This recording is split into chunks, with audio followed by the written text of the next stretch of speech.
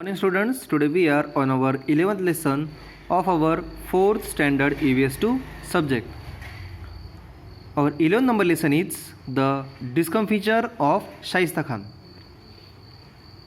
Shaista Khan was uncle of Mughal Emperor बादशाह औरंगजेब और इस लेसन में हम पढ़ेंगे कि शिवाजी महाराज ने बादशाह औरंगजेब के मामा को मतलब शाइस्ता खान को किस तरह से हराया।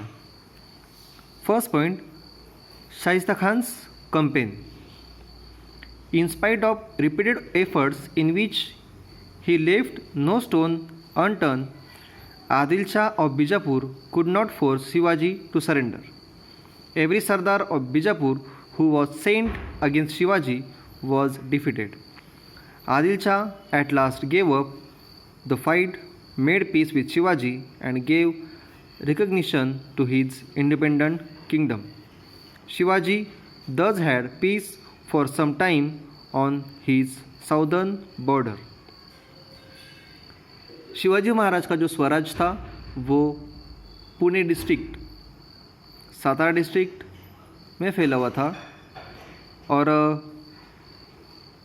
आदिल शाह सुल्तान ने शिवाजी को हराने के लिए जितने भी सरदार को भेजा उन सारे सरदारों को शिवाजी महाराज ने एक तो मार दिया था या हरा दिया था। इसलिए आदिल शाह ने भी अब शिवाजी को हराने का जो जिम्मा था वो छोड़ दिया था और आदिल शाह सुल्तान ने शिवाजी महाराज के स्वराज को एक राज्य के नाम से, एक देश के नाम से मान्यता दे दी थी और उनसे एक ट्रीटी, एक एग्रीमेंट, एक करार कर लिया था। एंड देन इसी के साथ में शिवाजी महाराज की जो साउदर्न बॉर्डर थी उस पर शांततापूर्ण माहौल तैयार हो गया था। इन द मीन वाइल उसी दौरान constant Mughal attacks from the north had practically ruined Maharashtra. Shivaji therefore turned his attention northwards and carried out raids in the territory of the Mughal Emperor Aurangzeb. लेकिन उसी दौरान शिवाजी महाराज के स्वराज के नॉर्थ साइड से continuous Mughal territory से महाराष्ट्र में अटैक्स हो रहे थे और मुग़ल क्या करते थे, नॉर्थ साइड से महाराष्ट्र में अटैक करते थे और लोगों को मार देते थे, खजाना पैसे लूट कर ले जाते थे। इसलिए उनको सबक सिखाने के लिए अब शिवाजी महाराज ने नॉर्थ टेरिटरी जो मुग़ल एम्परर बादशाह औरंगजेब की थी वहाँ पर उन्होंने कुछ रेड्स किए, कुछ अटैक्स किए। This enrage Aurangzeb and he send Shaista Khan his uncle to deal with Shivaji and teach him a lesson. Shaista Khan, with a huge army of 75,000 men and hundreds of elephants, camels and pieces of cannon, marched on Pune. और इसी के लिए औरंगजेब बादशाह ने गुस्से में शिवाजी महाराज को एक सबक सिखाने के लिए अपने खुद के मामा शाइस्ता खान को एक बहुत बड़ी आर्मी देकर, मतलब तकरीबन 75,000 soldiers, 100 of camels and elephants, इतनी बड़ी आर्मी देकर औरंगजेब ने शिवाजी महाराज पर अटैक करने के लिए भेजा। एंड तोफ का सामान वगैरह सब लेकर शाइस्ता खान भी अब शिवाजी महाराज के राज्य पुणे पर चला आया. On the way he captured the towns of Shirwal, Shivapur, Saswad and finally laid siege to the fort of Purandar. Nothing could stop his advance. But once the Maratha army surrounded him in the mountain pass, the Maratha troops moved very fast on their swift Bhimthadi ponies. They also travelled very light. They could traverse the hills and valleys in the shortest possible time on army rations consisting of onions and bajra bread. This type of warfare, perfected by the Marathas, was unknown to Shaista Khan. Tired of the continuous harassment by the Maratha troops, he last raised the siege of Purandar. रास्ते में शाइस्ता खान ने शिरवड़, शिवापुर, सासवड़ ये आकार से बड़े गांव जीत लिए और फाइनली उसने पुरंदर फोर्ट को सैनिकों से घेरा बना लिया। अब शाइस्ता खान को कोई भी रोक नहीं सकता था। लेकिन जैसे ही मराठा सोल्जर्स उन्हें वैलीज में या माउंटेन्स में घेर लेते थे तो शाइस्ता खान को बहुत सारे प्रॉब्लम्स को फेस करना पड़ता था, क्योंकि वो सारा इलाका मराठा मावलास को अच्छे तरीके से पता था और शाइस्ता खान उस एरिया के बारे में कम्प्लीटली अननोन था। मराठा सोल्जर्स अपने साथ खाने के तौर पर भाकर और कांदा मतलब ओनियन लेके चलते थे, इसलिए उनके पास तलवार और भाले के सिवाय और कोई वज़न नहीं रहता था, इसलिए वो ज़ोर से भाग सकते थे। इसके अलावा शाइस्ता खान की आर्मी के साथ बहुत सारा खाने साजो सामान, कैनन्स, तोप, बंदूकें, तलवार, ये सारा सामान रहता था, इसलिए वो उनके पीछे भाग नहीं सकते थे। इसलिए मराठा सरदार द्वारा और मराठा मावला द्वारा कंटिन्यूस हैरेसमेंट की वजह से आखिर में तंग होकर शाइस्ता खान ने पुरंदर फोर्ट पे लगाया हुआ घेरा उठा लिया।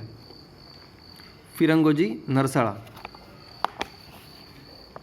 Shaista Khan then continued his march on Pune. First, he captured the fort of Chakan. Firangoji Narsala fought to defend the fort with great bravery and skill against the army of Shaista Khan. For 2 months, he kept Shaista Khan at bay, but he was helpless against the guns of Shaista Khan. Shaista Khan was much impressed with the way Firangoji defended the fort and offered him service with the Mughal emperor. Firangoji, however, refused to do his tempting offer. Purandar fort से सेक उठाने के बाद में शाइस्ता खान फिर से पुणे की तरफ बढ़ चला। सबसे पहले उसने चाकन जो फोर्ट था वो कैप्चर किया। फिरंगोजी नरसाड़ा उस किले का किलेदार था। उसने किले को तकरीबन 2 महीने तक अपने स्किलफुली वॉरफेयर से शाइस्ता खान की आर्मी से बचाए रखा। लेकिन शाइस्ता खान की आर्मी के पास एडवांस हथियार थे जैसे गन्स, कैनन्स, तो उसके सामने फिरंगोजी नरसाड़ा की सेना टिक नहीं पाई। फिरंगोजी नरसाड़ा जिस तरीके से लड़ रहा था उसका स्किल देखकर शाइस्ता खान बहुत इम्प्रेस हुआ।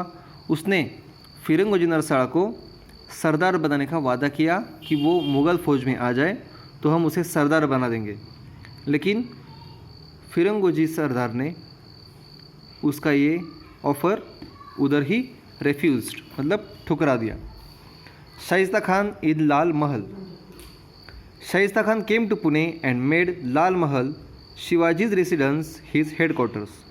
Once year passed, then another year.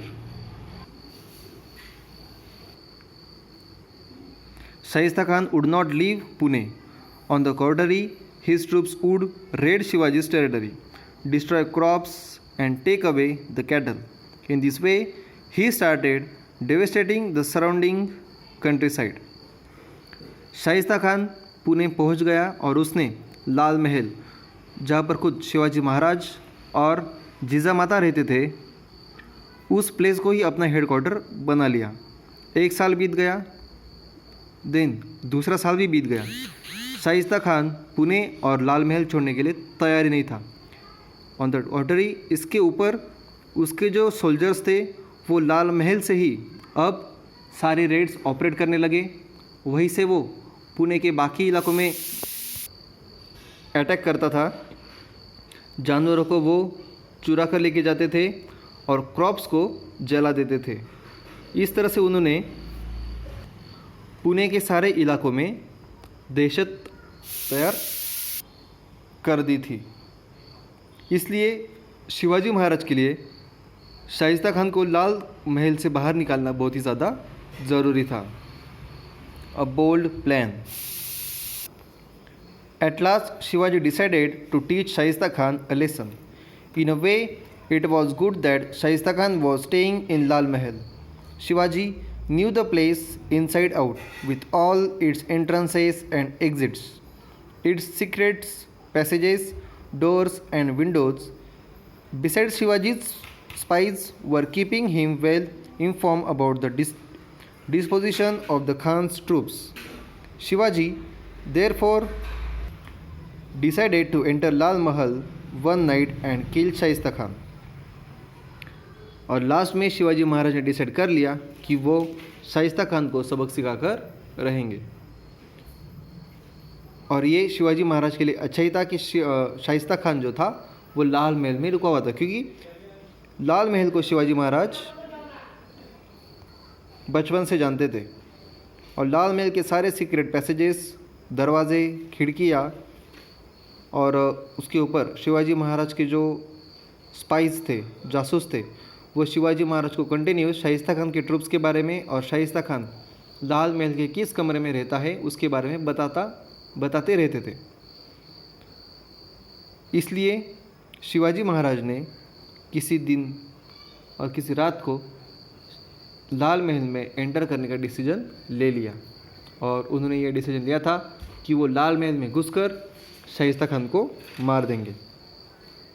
This was indeed a very bold plan. ये एक बहुत ही खतरनाक प्लान था। Lal Mahal was so well guarded that even an ant would find it difficult to get through. 75,000 troops were camping outside the palace. No armed Maratha was allowed to enter the town. But Shivaji had made up his mind and there was none who could turn him away from his resolve. ये एक बहुत ही भयानक plan था, क्योंकि लाल महल बहुत ही ज़्यादा well guarded था। Near about 75,000 soldiers Lal Mahal के आसपास अपनी चौकियाँ बनाकर बैठे थे। पुणे सिटी में एक भी मराठा पर्सन को या आदमी को हथियार के साथ रहना अलाउड नहीं था। लेकिन फिर भी शिवाजी महाराज ने शाइस्ता खान को सबक सिखाने का जो प्लान था वो अपने माइंड में ले लिया था। और अब शिवाजी महाराज को अपने इस प्लान से दूर कर पाना अब किसी के लिए भी पॉसिबल नहीं था। What happened next? Did Shivaji succeed to kill Shaista Khan? Did he succeed to enter in Lal Mahal or not? We will see in our next part.